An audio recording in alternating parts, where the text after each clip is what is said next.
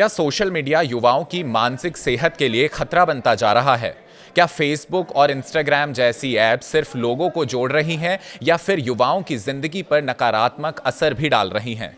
नमस्कार, मैं हूं विशाल त्यागी और आप देख रहे हैं न्यूज़ 18 राजस्थान का डिजिटल प्लेटफॉर्म।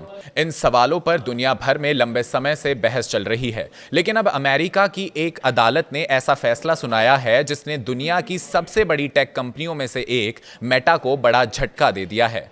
फेसबुक, इंस्टाग्राम और व्हाट्सएप की पेरेंट कंपनी मेटा को अमेरिका के न्यू मैक्सिको की अदालत ने $567 मिलियन यानी भारतीय मुद्रा में करीब 5,400 करोड़ रुपए की सरकारी फंड में जमा करने का आदेश दिया है। अदालत का कहना है कि ये राशि उन कार्यक्रमों पर खर्च की जाएगी जिनका मकसद युवाओं की मानसिक स्वास्थ्य समस्याओं से निपटना है। आखिर ऐसा क्या हुआ कि दुनिया की सबसे बड़ी सोशल मीडिया कंपनियों में से शामिल मेटा पर इतना बड़ा आर्थिक बोझ डाल दिया गया? आइए इसे आसान भाषा में समझते हैं।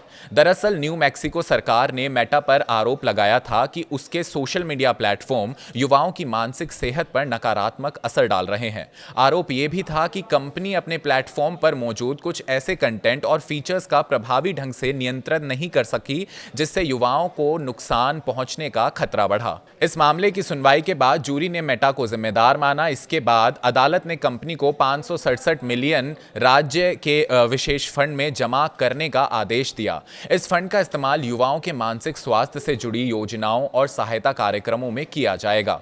मेटा दुनिया की सबसे बड़ी सोशल मीडिया कंपनियों में से एक है। फेसबुक, इंस्टाग्राम और व्हाट्सएप जैसे प्लेटफॉर्म हर दिन करोड़ों लोग इस्तेमाल करते हैं। इनमें बड़ी संख्या युवाओं की भी है। पिछले कुछ वर्षों में कई देशों में यह चिंता जताई गई है कि सोशल मीडिया का अत्यधिक इस्तेमाल युवाओं में तनाव, चिंता, अवसाद, आत्मविश्वास में कमी और ऑनलाइन शोषण जैसे जोखिम बढ़ा सकता है। इसी वजह से दुनिया के कई देशों में टेक कंपनियों से यह सवाल पूछा जा रहा है कि वे अपने प्लेटफॉर्म को युवाओं के लिए कितना सुरक्षित बना रही हैं।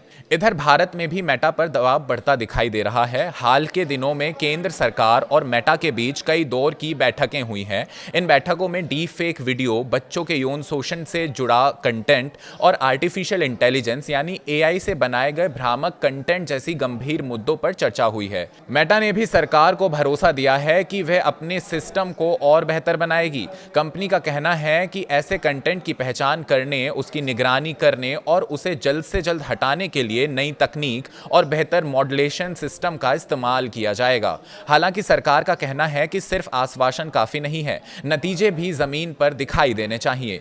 यही वजह है कि सरकार ऐसे मामलों में कड़ी निगरानी बनाए हुए है।